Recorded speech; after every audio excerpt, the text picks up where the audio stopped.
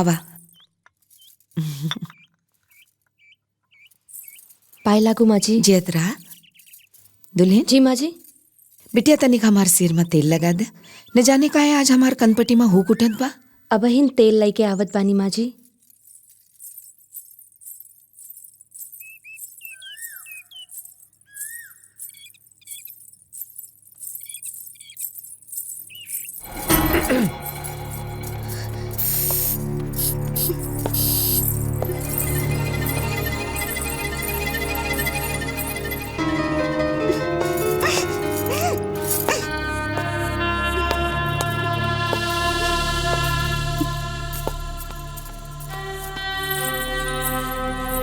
तोहरे पास हमार खातिर भी कछु समय बा कि नहीं? माँ जी के सर में दर्द होता, दबावे जात बानी। हमार सर में भी दर्द होता रे। रात के दबा दई।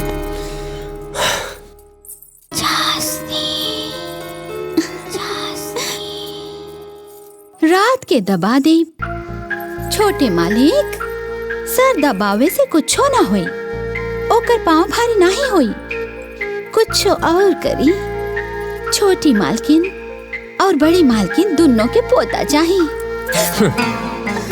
बड़ी मालकिन के का चाहिए ई छोड़ा, हम के का चाहिए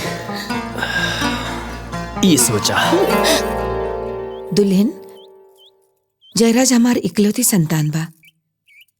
बड़ी मन्नतन पूजा पाठ प्रार्थना के बाद पैदा भइल बा। हम तो सदा ओकरे खुशी में ही अपन खुशी देखनी।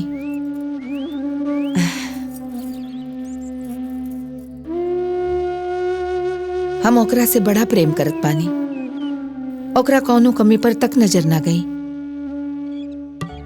हम जानत बानी उ थोड़ा लापरवाह जिद्दी बा। दुल्हन माँ औलाद के जन्म देत बा, पत्नी जीवन संगिनी। हम जन्म दे देली, अब साथ तोरा के देवे के बा। जी माँ जी।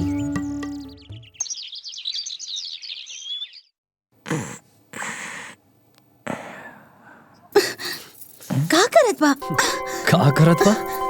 अरे बस भी करा। अब ना छोड़ा छोड़ा छोड़ा ना। ओहो, तो के नाश्ते में भी चाशनी चाहिए और खाने में भी। हमका सतयुगी औरत नीक नहीं लागत। छोड़ा छोड़ा ना। परेशान करके रख दी है। बस भी करा। मसक डलवा का। छोड़ा छोड़ा ना। छोड़ा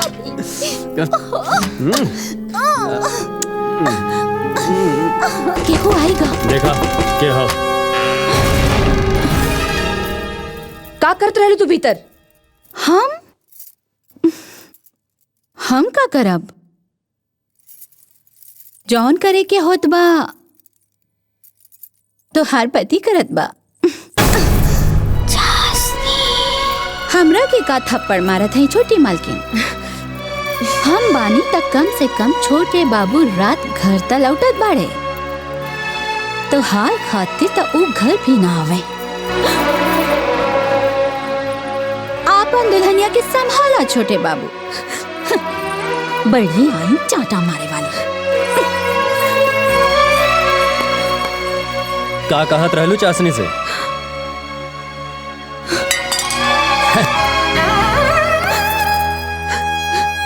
हमार कसूर का बा? का कमी बा हमरा मा? हम आपन मांग मा रवा के नाम के सेनूर भरत बानी। कुछ तो लाज राखल जाए बंधन का। रवा के भरोसे हम यहाँ आयल बानी। रवा ही भरोसा तोड़ दे तो हम कहवा जाए हम? छोड़ा छोड़ा। कहवा जाए?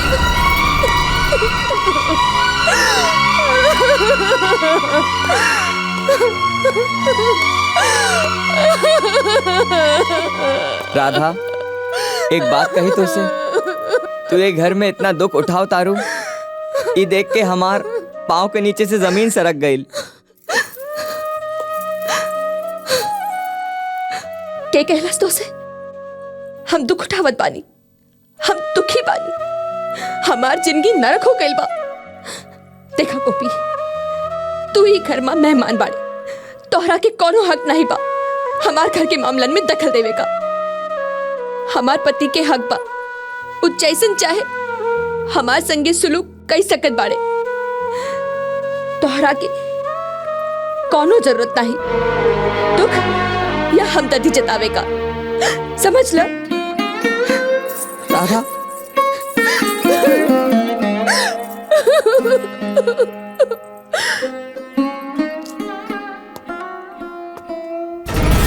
जयराज बाबू, हम कुछ दिन राउर घर में रही के देख लेंगे। रउआ औरतन के बड़ा इज्जत करा ताड़े और करे के भी चाहिए। औरत होता ही ऐसन बा, माई बन के जन्म देत बा, बहन बन के मीठा प्यार, और पत्नी बन के तो कई औरत बाड़े ही गांव में जिनकर रउआ दिल राखत बाड़े, जिनसे दिल लगावत बाड़े। फिर राधा पर काहे जुल्म? वो भी तो औरत था, राउर अर्धांगिनी, ओके काहे रुलावताड़े? ई सब तोहसे के कहलस? आपन आँखन से देख ले हई। त तू अतिथि बन के हमरे घर के अंदर झांकताड़े? रउआ के घर के अंदर जौन कुछ भी होत बा वो घर के बाहर भी दिखाई पड़ेला। वो में झांके की जरूरत ही कहाँ? अब देखी ना, राउर हवेली वारिस होके के बाद भी वारिसदार के खातिर तड़पत बा। राउर माई बा बेटा होके के बाद भी बेटे के खातिर मोहताज बा। राउर पत्नी पति के होके के बाद भी पति के खातिर तरसत बा। तू हमसे पूछत ताड़े या हमके बतावत ताड़े? जयराज बाबू, जाना ताड़े औरत के देवी काय कहल जाला? यही खातिर एगो औरत इहा जेके मर्द की हो जाए पर लाज और मर्यादा की लक्ष्मण रेखा नाही लांगेला। नहीं तो ब्याह के बाद जौन कुछ मर्द कर सकत बा वो औरत भी कर सकेगी। जयराज बाबू, औरत के पांव की जूती मत समझा। अरे औरत अपन घर परिवार माई बाप सब कछु छोड़ के एगो अजनबी मर्द के जीवन का हिस्सा बन जाला। का यही खातिर कि मर्द होके अपन जीवन का सरल हिस्सा समझे? नहीं जयराज बाबू, नहीं। राधा पर तरस खाई, उनके उनके उनके ये एहसास कराई का मौका दे कि रउआ उन्हीं के पति बाड़े। ए अतिथि बाबू, तू हमरे घर में हो हमरे बाबूजी की वजह से, और वो बाबूजी कभी हमका नसीहत नहीं दिए। त तोहार कैसी हिम्मत भाई? अगर दोबारा हमरे घर के मामले में दखल दे की कोशिश की ना त तोहारी खोपड़िया उड़ा देव हम, तोहारी खोपड़िया।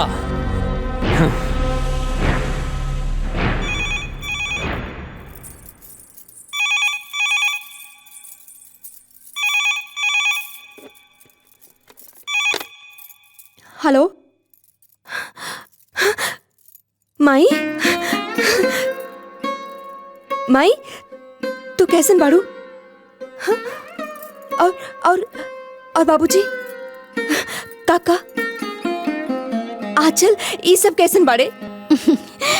सब लोग ठीक बाड़न बिटिया। तू बतावा, तू कैसन बाड़ू? हम बड़ा खुश बानी माई, बड़ा खुश बानी। इतना खुश बानी कि तोहरा सबके भुला गई नी। राधा बिटिया, का भइल? तू रोवत बाड़ू? हाँ माई, लेकिन एकर मतलब ई नहीं के बा कि हम दुखी बानी। यहाँ हमार केहू ख्याल न रखेला। माई, तू ही तक कहत रहलू कि जब ज्यादा खुशी मिल जाला तो रुलाई आ जाला। कहत रहलू ना माई? बोला माई, कहत रहलू ना? हाँ बिटिया। माई, अब यह हमार घर हा। यह जिंदगी काटे के बा। बस कुछ ही तो दिन भइल बा यहाँ आए, केकरा के जानत रहली हम। हाँ, जैसे जैसे दिन बीती सबके जान जाई, सबके।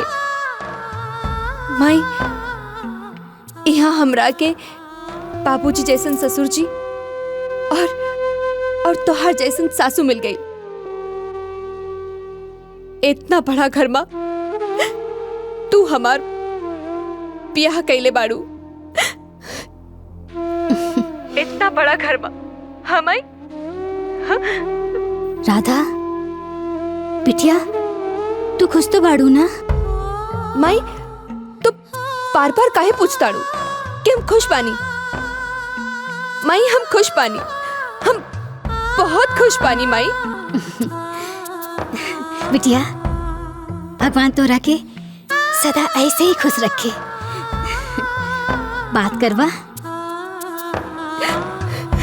बिटिया। कल तीज बा, बियाह के बाद तुहार पहला तीज। हम सब सामान भेज देली, व्रत रखिया और भगवान से घर की खुशहाली खातिर और पति के लंबी उम्र की खातिर प्रार्थना करिया। ठीक बा? अब हम फोन रखत बानी बिटिया।